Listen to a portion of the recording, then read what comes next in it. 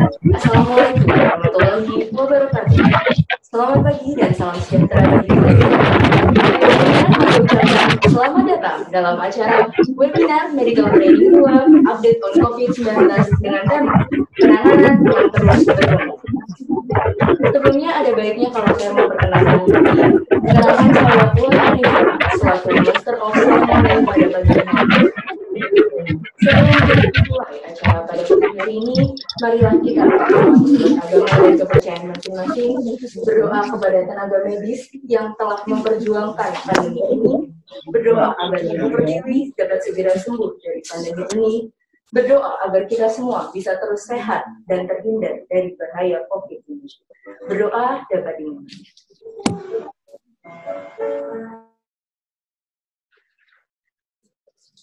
Baik, berdoa dapat dicukupkan.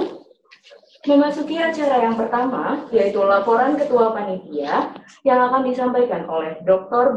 Hardian Indarto Susilo, spesialis bedah saraf konsultan. Kepada beliau kami persilahkan. Terima kasih. Yang terhormat Profesor Sutoyo selaku Dekan FK UNER, Dr. Soifi, spesialis ortopedi. Di sini terima kasih untuk rekan-rekan semua yang telah bergabung di acara webinar ini. Sekedar informasi bahwa teman-teman yang teregistrasi dalam acara ini mencapai 2.500 peserta. Tersebar dari Jawa Timur kurang lebih 700 orang, Jawa Tengah 200, Jakarta 250, Jawa Barat 120, Sumatera 250, bahkan teman-teman di Papua mencapai 50 orang, Bali Nusa Tenggara mencapai kurang lebih juga 50 orang. Kami sangat mengapresiasi keikutsertaan rekan-rekan sekalian untuk aktif dalam acara ini. Acara ini kami susun sebagai update terhadap tata laksana COVID-19. Terdiri dari 3 sesi. Yang pertama kami akan memberikan update tentang COVID-19. Yang kedua akan berbagi pengalaman rekan-rekan tentang tata laksana kasus di rumah sakit rujukan COVID. Di sini kami ada teman-teman dari rumah sakit tipe A, tipe B, pemerintah maupun swasta. Dan terakhir adalah bagaimana tentang APD, safety, dan pengalaman tata laksana kasus COVID-19 dengan penyulit. Kami harapkan setelah mengikuti webinar ini, rekan-rekan bisa menambah pengetahuan dan bisa bermanfaat dalam tata laksana pasien bersama. Dalam webinar ini ada SKPI yang diberikan, namun karena keterbatasan kami hanya bisa memberikan untuk 450 peserta yang berhasil melakukan registrasi ulang. Mohon maaf jika ada kekurangan, semoga acara ini berjalan dengan lancar. Terima kasih. Terima kasih kepada Dr. Hardian. Acara selanjutnya yaitu sambutan Dekan Fakultas Kedokteran Universitas Airlangga, Profesor Dr. Sutoyo, dokter spesialis urologi konsultan. Kepada beliau kami persilakan. Bismillahirrahmanirrahim. Assalamualaikum warahmatullahi wabarakatuh. Selamat pagi, salam sejahtera buat kita semuanya. Yang saya hormati Ketua Panitia, yaitu Dr.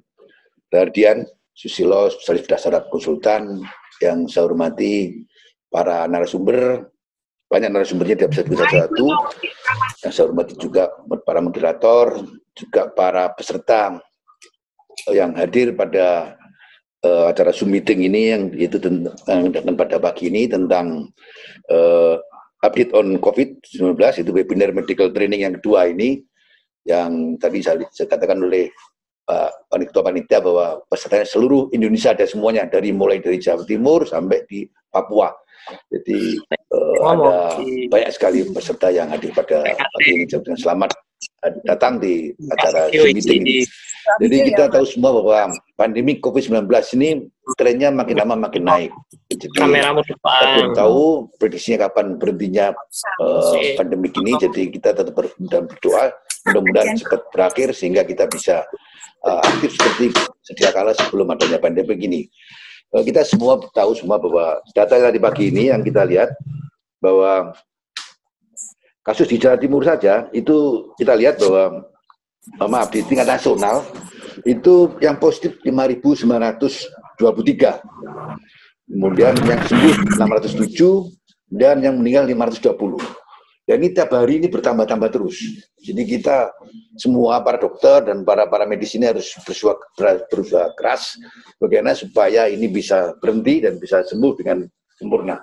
Di samping itu juga para dokter saya mengharapkan bahwa Pak dokter yang hadir di sini, yang hadir pada saat Zoom meeting ini, paling tidak bisa memberikan KIE pada masyarakat sekitarnya itu supaya stay di rumah, ya, tinggal di rumah, tidak keluar-keluar, tidak banyak keluar, kemudian jaga kesehatan, dan kalau terpaksa keluar harus pakai masker, ya, masker harus pakai terus maskernya ini, karena masker ini bisa melindungi diri kita sendiri, juga melindungi orang lain. Jadi supaya dilaksanakan baik. Jadi selain kita dari Fakultas Kedokteran ini juga punya sukarelawan yang memberikan KI pada masyarakat. Mohon para dokter yang hadir di sini juga tenaga medis juga bisa memberikan KI pada masyarakat. Di samping tentunya yang bertugas sebagai penanganan kasus juga bisa melaksanakan dengan baik, sehingga jumlah yang sudah positif bisa menjadi negatif, bisa sembuh dengan baik, dan yang untuk masyarakat supaya diberikan KI supaya mereka itu tetap seperti bagaimana mencegah supaya penyebarannya tidak berlangsung terus. Jadi adalah stay di rumah, yaitu itu, dan keluar pakai masker dan sebagainya. Jadi itu harapan saya, dan dengan adanya Metrin medical training yang kedua ini diharapkan bahwa kasus-kasus bisa berhenti dan penyebarannya juga berhenti.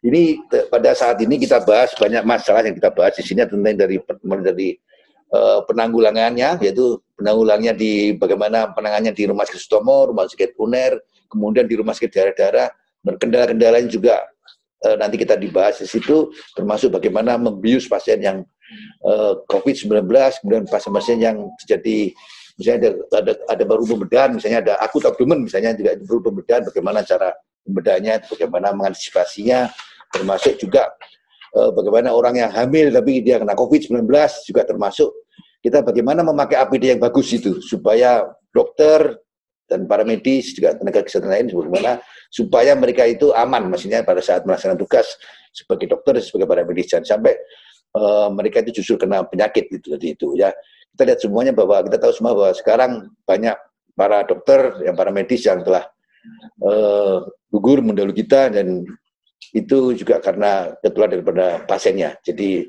mari kita berdoa semuanya juga, mereka semuanya supaya diterima di sisi Allah dan mendapat pahala yang sebanyak-banyaknya. Di samping itu juga para pesan lagi bahwa harapan kita bahwa setelah panjenengan semua ikut Metrin 2 ini, ya, ini paling nggak harus bisa mendapatkan hasil, yaitu hasilnya adalah bisa melaksanakan tugas tadi sebagai dokter, sebagai para medis. Di samping itu juga paling tidak bisa mencegah supaya penyebarannya segera berhenti, sehingga kasus pandemi ini segera berakhir. Itu harapan kita begitu, dan mudah-mudahan ini sudah menjelang bulan puasa, jadi harapan kita supaya sebelum bulan puasa ini sudah berakhir juga, sehingga kita bisa menjalankan ibadah puasa dengan sebaik-baiknya. Itu, dan mohon diikuti, jadi diikuti secara baik. Jadi acara ini kan bersifat online, jadi panjenengan semua bisa sambil santai-santai di rumah misalnya, ya, kalau misalnya ada break itu bisa sambil santai dan bisa ikuti lagi, artinya jangan sampai tidak diikuti, jadi artinya diikuti sampai terakhir. Ini saya lihat ada berapa pembicaraan yang ada materi sampai 13 materi, jadi banyak materinya, jadi harus diikuti semuanya, dan semuanya penting, dan yang penting. Jadi semua penting. Jadi mulai dari penanganannya, ya, kemudian bagaimana pencegahannya, bagaimana pakai APD, bagaimana pembiusannya, dan semuanya. Jadi saya kira lengkap sekali. Dan mudah-mudahan nanti setelah ini tentunya Anda sudah hafal lah, gitu ya, hafal. Tentunya tidak hafal juga, tidak ada hafal saja, tapi paling tidak bisa melaksanakan dengan baik. Sekarang itu, dan selamat menjalankan tugas, dan para pembicara ini, dan terima kasih juga pada panitia, juga para peserta, saya ucapkan terima kasih juga, dan selamat mengikuti. Terima kasih. Wassalamualaikum warahmatullahi wabarakatuh. Terima kasih kepada Prof. Sutoyo. Acara selanjutnya yaitu penyerahan secara simbolis masker kain dan education card dari keluarga penyangga kepada Dekan Fakultas Kedokteran Universitas Airlangga, Profesor Dr. Sutoyo, dokter spesialis urologi konsultan, yang akan diserahkan oleh Dr. Muhammad Soifi, spesialis ortopedi konsultan. Kepada beliau, kami bersilakan.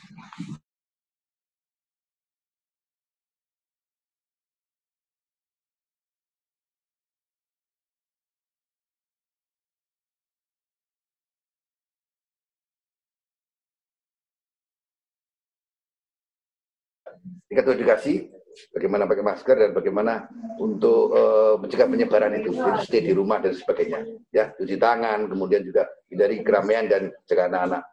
jaga jarak supaya kita itu tidak menjaga physical distancing-nya itu ya. Ini lengkap sekali. Jadi mulai dari apa itu, stay di rumah, cuci tangan, kemudian dari keramaian dan jaga jarak. Ini lengkap. Dan ada petunjuknya ya, mohon dilaksanakan dengan baik. Dan ada masker yang nanti bisa dipakai. Oke, terima kasih. Baik, terima kasih kepada Prof. dan Dr. Seifi. Bismillahirrahmanirrahim. Assalamualaikum warahmatullahi wabarakatuh. Saya ucapkan terima kasih kepada teman-teman sejawat semua, Dokter Indonesia, di acara update on COVID-19, penanganan yang terus berkembang. Dan di sini saya perkenalkan, saya Dr. Muhammad Soifi, spesialis ortopedi konsultan. Saya bertindak sebagai moderator pada sesi yang pertama. Ada 4 pembicara pada sesi yang pertama ini, yaitu Dr. Muhammad Adib Humaidi, Dr. Agung Widodo, Dr. Priyo Budi Purwono, dan Dr. Muhammad Athoillah MKes. Dan yang menarik pada sesi yang pertama ini, 2 pembicara berasal dari luar Surabaya, yaitu Dr. Adib yang live dari Jakarta, dan nanti di pembicara yang ketiga adalah Dr. Priyo, akan live dari Bangkok, dari Thailand. Oke, untuk pembicara yang pertama, materi yang pertama adalah peran dokter Indonesia dalam penanganan COVID-19. Saya perkenalkan Dr. Muhammad Adib Humaidi, spesialis ortopedi traumatologi. Beliau adalah alumni FK UNER angkatan 1992, kemudian alumni ortopedi Fakultas Kedokteran Universitas Indonesia. Kemudian saat ini adalah ketua terpilih dari pengurus besar Ikatan Dokter Indonesia. Oke, Dr. Adib yang di Jakarta sudah siap? Saya berikan waktu 15 menit kepada Dr. Adib Humaidi. Saya persilahkan. Ya, terima kasih Dr. Soifi. Assalamualaikum warahmatullahi wabarakatuh. Selamat pagi. Salam sejahtera bagi kita semua.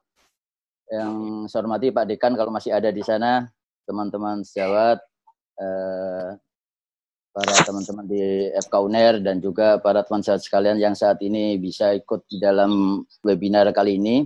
Semoga kita semuanya tetap diberikan kesehatan dan selalu jaga kesehatan ya, karena saat ini sudah banyak juga informasi teman-teman kita yang sudah mulai sakit. Mudah-mudahan segera bisa sembuh dan segera pulih kembali.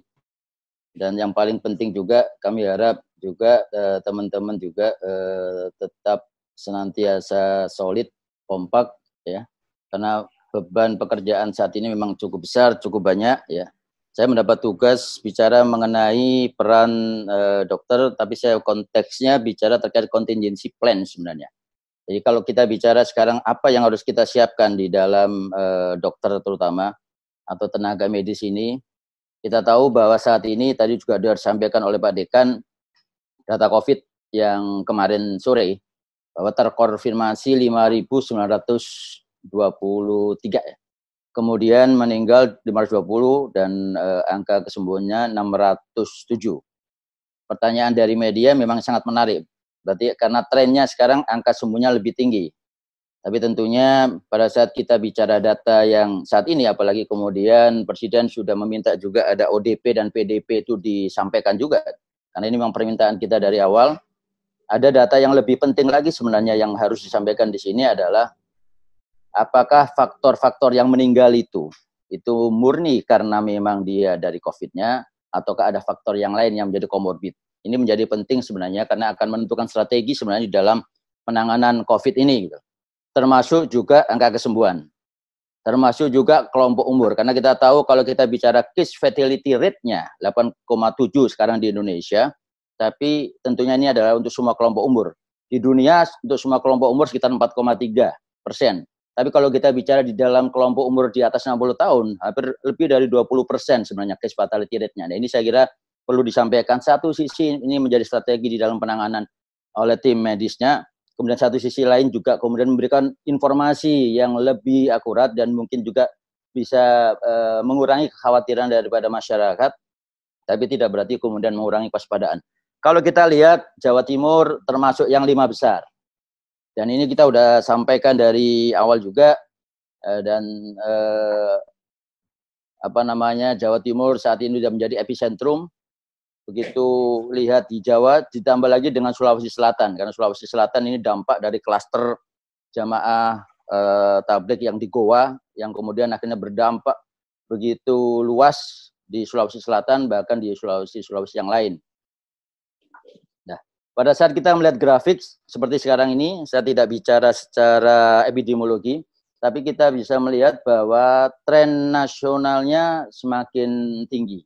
Apalagi kalau kemudian saat ini perkembangan di dalam pemeriksaan yang rapid, ya PCR ini juga semakin cepat, maka bukan tidak mungkin nanti trennya juga akan semakin naik. Dan ini memang bukan dalam artian kita berharap kasusnya lebih banyak, tapi paling tidak kita berharap semakin cepat deteksi dini dilakukan, semakin cepat kemudian kita buat strategi di dalam itu, apakah itu nanti itu tracing kontak ataupun surveillance epidemiologi, dan juga terkait juga nanti isolasi gitu.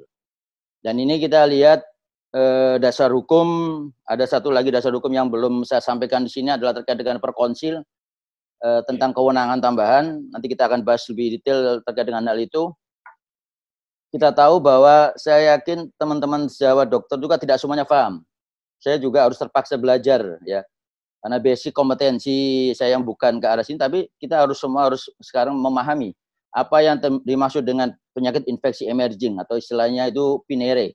Sehingga nanti ada sekarang ruang-ruang PINERE. Ruang PINERE itu penyakit infeksi emerging dan re-emerging disease, yang di situ salah satunya adalah saat ini adalah COVID-19 ini. Jadi pengertian tentang PIE, PINERE, kemudian PPI ini menjadi sangat penting. Hingga pada saat kita bicara nanti adalah kompetensi atau kewenangan tambahan untuk seluruh dokter, ya, menjadi dokter semesta yang kemarin disampaikan oleh PBID, maka ini pun juga harus dipahami. Karena yang paling banyak kita belum paham terkait dengan PPI dan PINERE ini. Gitu. Nah, bagaimana sekarang kesiapan tenaga medis? Kita tahu bahwa jumlah dokter gigi kita, dokter 144.000, ini data terbaru hari ini. Kemudian dokter spesialis 41.215. Dan kita tahu dokter spesialis paru di Indonesia hanya 1.106. Dan di DKI 187 dan Jawa Timur 213. Kemudian jumlah dokter spesialis penyakit dalam sekitar 4.500. Dan anestesi 2.356 dengan intensivis hanya sekitar 318. Nah, ini penting sebenarnya untuk mapping pemetaan. Data kemarin di gugus tugas juga udah sedikit banyak udah mulai melakukan pemetaan ini terkait dengan vaskes, terkait dengan SDM, ya, terkait juga dengan ventilator. Karena ternyata data ventilator di Indonesia total di Indonesia itu hanya ada sekitar 1.800. Nah, ini yang jadi problem pada saat ini bahwa kebutuhan ventilator itu bukan hanya di Indonesia, kebutuhan ventilator itu di seluruh dunia. Dan kalau kita bicara yang ventilator yang bisa mensuplai untuk di Indonesia paling cepat itu bulan Juli. Nah, ini menjadi problem sehingga kemarin ada langkah-langkah yang dilakukan oleh Kementerian BUMN untuk pressure ya, dalam kaitannya memproduksi itu dalam negeri. Cuman kita tentunya masih banyak permasalahan di dalam produksi ini karena beberapa yang kemarin sudah mengajukan ITB, UI, ITS, kemudian ada beberapa perusahaan yang juga mengajukan dalam spesifikasinya, ada beberapa yang spesifikasinya sudah mulai bagus dan mungkin bisa nanti segera diproduksi dengan massal, tapi masih ada hal-hal yang perlu diperhatikan juga. Nah, ini keputusan Konsil Kedokteran yang terkait dengan kewenangan dokter penanggung jawab. Salah satu yang diputuskan di situ adalah memberikan kewenangan kepada dokter spesialis untuk menjadi dokter penanggung jawab penanganan pasien coronavirus di fasilitas pelayanan kesehatan sesuai kompetensi dokter dengan kompetensi tambahan berdasarkan modul tambahan. Ini yang harus kita kejar. Artinya Ketua MKKI Prof. David pun juga sudah menyampaikan terkait dengan dokter semesta, mau tidak mau kita dorong sebenarnya semua dokter harus punya kemampuan terkait dengan penanganan ini, tapi yang menjadi pertanyaan adalah apakah sekarang kita hanya mau ngurusin masalah COVID saja? Karena kita tahu bahwa problema kesehatan di Indonesia bukan COVID. Kalau semuanya didorong untuk melayani masalah COVID, yang kita khawatirkan masalah yang non-COVID ini jadi terbengkalai. Kita tahu saat ini kita sudah menghadapi ada demam berdarah dan beberapa kasus penyakit yang bukan tidak mungkin akan juga outbreak gitu, yang seperti halnya di kita selama ini gitu loh. Nah, kalau kita bicara tenaga kesehatan, kita bicara dokter. Ada dokter spesialis paru penyakit dalam anestesi. Ini teman-teman yang saat ini berjibaku, berjuang keras di sini adalah teman-teman ini yang mau tidak mau harus disupport. Nah, supportnya adalah oleh siapa? Oleh teman-teman dokter yang lain yang terlatih PPI, yang terlatih PA yang kita berikan tadi ya sebut dengan kewenangan tambahan tadi.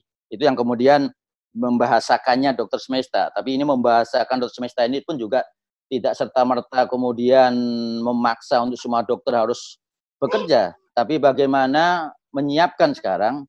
Jadi kesiapan SDM ya tentunya dengan konsekuensi bahwa dia harus dilatih. Tapi yang paling penting juga fasilitas kesehatan. Seberapa kemampuan kita, seberapa banyak fasilitas kesehatan, seberapa banyak SDM. Kalau tidak diselesaikan di hulunya, kan tidak mungkin kita semuanya nanti akan jadi masalah. Makanya kami selalu sampaikan, saya selalu mengutarakan bahwa kita bukan garda terdepan. Dokter adalah benteng terakhirnya. Kalau dokter rumah sakit yang dijebol, semua jebol dan kita tidak tahu apa yang akan terjadi untuk masalah COVID di Indonesia gitu. Nah, ini kalau kita bicara alur rujukan, ya, bahwa ada rujukan-rujukan mulai ODP, PDP ya, sekarang ada istilah OTG, ya.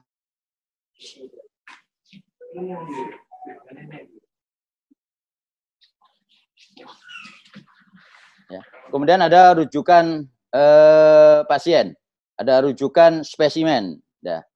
Di awal memang terpusat, itu yang kemudian informasi terkait dengan yang positif cukup lama dan akhirnya pada saat itu dibuka 17 center, saat ini informasinya juga akan dibuka 78 center yang bisa melakukan pemeriksaan spesimen, ditambah lagi 12 alat yang datang dari Swiss. Nah, ini akan berdampak nanti memang kasus positif konfirmasi itu pasti akan semakin banyak. Tapi terlepas dari itu, sebenarnya kalau kita deteksi dininya lebih cepat atau lebih banyak, maka strategi di dalam surveillance akan lebih cepat juga. Nah, kemudian kita tahu bahwa ambulans gawat darurat untuk penyakit infeksi, transport, ini juga jadi masalah. Jadi kalau bisa saya sampaikan bahwa fasilitas kesehatan Indonesia tidak siap sebenarnya dengan kasus seperti COVID ini. Ambulans kita pun tidak siap sebenarnya dengan kasus COVID ini. Jadi membawa kasus COVID. Sehingga salah satu guru besar di emergency, di disaster, beliau sampaikan sederhananya aja, bahwa cukup aja jendelanya dibuka aja, jangan pakai AC, jendelanya dibuka biar pollution is the best dilution, is the best solution. Jadi itu yang beliau sampaikan. Sehingga karena nggak ada ambulan kita yang disiapkan untuk seperti halnya COVID lain, seperti halnya kalau di negara lain atau di Jerman yang pernah saya lihat, mereka memang ada ambulan khusus untuk itu. Gitu. Ya.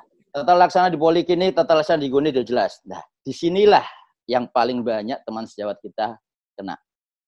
Paling banyak sejawat kita kemudian mohon maaf kemarin yang kemudian meninggal itu adalah bagian memang ada di poliklinik rawat jalan dan di UGD dan di klinik-klinik. Artinya apa?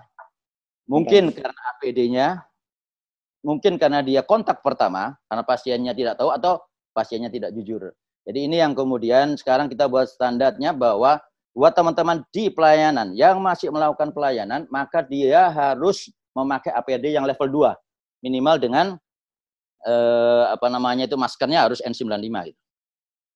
Ini saya kira lebih apa yang sudah disampaikan di pertemuan. Saya cuma ingin menyampaikan bahwa pemantauan petugas harus ada. Ini buat teman-teman yang ada di manajemen rumah sakit, di direktur rumah sakit, tolong ini juga bisa diperhatikan terkait dengan pemantauan kesehatan para tenaga medis dan tenaga kesehatan. Strategi yang kita lakukan, seperti halnya di Wisma Atlet, maka ada strategi yang kemudian dia harus karantina. Setiap dia melakukan pelayanan 14 hari karantina. Jadi itu adalah sebuah proses untuk juga kemudian memantau kesehatan sekaligus melakukan sebuah proses isolasi karantina karena mereka sudah kontak gitu. Nah, kemudian ini adalah pesan-pesan yang disampaikan pada saat kita bekerja di rumah sakit. Kita tidak mau detail lah. Apa sekarang contingency plan? Kita tahu bahwa kalau kita bicara sisi pelayanan, ada tenaga medis, ada teman kita yang ada di garda terdepan. Di mana? Di FKTP, di klinik praktek mandiri, di puskesmas, di dokter praktek mandiri. Kemudian ada juga teman-teman yang bekerja sebagai surveillance. Ya. Kemudian ada yang di benteng terakhirnya. Di mana? Di FKRTL, di rumah sakit swasta, rumah sakit pemerintah, rumah sakit rujukan, dan rumah sakit khusus darurat. Jadi kalau kita bicara sekarang kepentingan medis, maka kita ada kepentingan yang di depan dan yang kepentingan yang di belakang gitu. Kita tahu bahwa kondisi pelayanan kesehatan saat ini kita harus sampaikan bahwa BPJS membuat puskesmas itu lebih terorientasi hanya pada UKP, kuratifnya. kewenangan atau strategi-strategi kesehatan masyarakat yang selama ini menjadi program Puskesmas kurang begitu jalan, ya. Public good-nya kurang begitu jalan karena sudah masuk di dalam mengenai kapitasi yang kemudian akhirnya bicara kuratif. Apa yang terjadi saat ini pun juga demikian. Mohon maaf, teman-teman Puskesmas lebih banyak kemudian akhirnya melakukan sebuah proses mendeteksi secara dini dan kemudian merujuk. Teradip 3 menit lagi. Ya, mohon maaf, 3 menit lagi. Ya, jadi ini yang kemudian kita harus sampaikan bahwa pengawasan pembinaan surveillance itu bisa dilakukan sebenarnya dengan di wilayah UKM ini. Jadi ada bagaimana UKM itu berfungsi untuk memutus mata rantai, memelihara komunitas binaan, mengedukasi masyarakat, men-tracing kontak dan melakukan surveillance epidemiologi. Dan ini harus dilakukan secara sinambung, komprehensif dan koordinasi. Jadi kita maksimalkan sekarang teman-teman di Puskesmas untuk kemudian bekerja sesuai dengan program pokok Puskesmas, sehingga untuk yang kuratif nanti kemudian ada proses yang itu nanti ke rumah sakit rujukan ataupun rumah sakit khusus. Nah, problemnya sekarang, apakah semua rumah sakit mau disiapkan untuk menjadi rumah sakit COVID? Tentunya tidak. Beberapa diskusi yang kita lakukan, guru-guru yang di persahabatan pun juga menyampaikan sebaiknya sekarang harus mulai di mapping. Mana yang menjadi rumah sakit khusus COVID, mana yang tidak. Karena kita juga bertanggung jawab untuk melayani permasalahan kesehatan yang lain. Tapi kalau semuanya didorong untuk melayani COVID, bukan tidak mungkin kita akan semakin sulit memutus mata rantai. Gitu. Nah, kemudian ada pengembangan ini yang sekarang kemarin akhirnya disampaikan oleh Pak Jokowi dan Jubir, bahwa ada fungsi daring atau telemedicine. Tapi sekali lagi, kalau konteksnya itu adalah dalam konteks untuk pelayanan dan dokternya ada di Vaskes tersebut, tidak ada masalah. Tapi kalau kemudian dokter yang tidak bertugas di Vaskes, maka nanti permasalahannya adalah masalah izin dan registrasinya.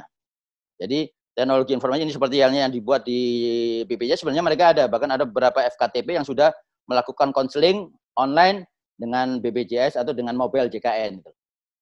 Ini proses rujukan dan nanti di kita ada namanya kompetensi spesialis, ada yang subspesialis di rumah sakit rujukan dan ada yang kemudian diberikan kewenangan tambahan dalam level yang mungkin basic. Contoh namanya basic critical care mengenai ventilator atau mengenai basic untuk pelayanan paru gitu. 1 menit lagi Dr. Adib. 1 menit lagi. Siap. Jadi ini yang terjadi sekarang, alurnya nggak jelas gitu loh. Ini saya mengambil contoh dalam kondisi yang ada di Jakarta gitu loh. Ya, harusnya ada semacam ini, pelayanan ambulans yang terpadu, ada tercenter, mana call centernya, mana insiden comment sistemnya, jalan nggak? Saya tidak tahu di kota yang lain, tapi kita harapkan nanti di kota yang lain juga ada seperti ini gitu loh. Ada teman-teman juga yang kemudian menjadi call center di 119. Ya, ada, kita semua punya sebenarnya namanya public safety center, tapi ini belum dimaksimalkan sehingga proses-proses yang kemudian untuk insiden comment sistemnya nggak ada. Jadi siapa yang sekarang jadi insiden comment system? Belum ada, atau bahkan kemudian nggak jalan. Ini saya ngambil contoh untuk di Jakarta gitu. Itu mungkin yang, nah ini yang paling penting tentunya adalah pos koordinasi. Nah, saya cuma ingin menyampaikan ini tolong disampaikan kepada semuanya bahwa hati-hati.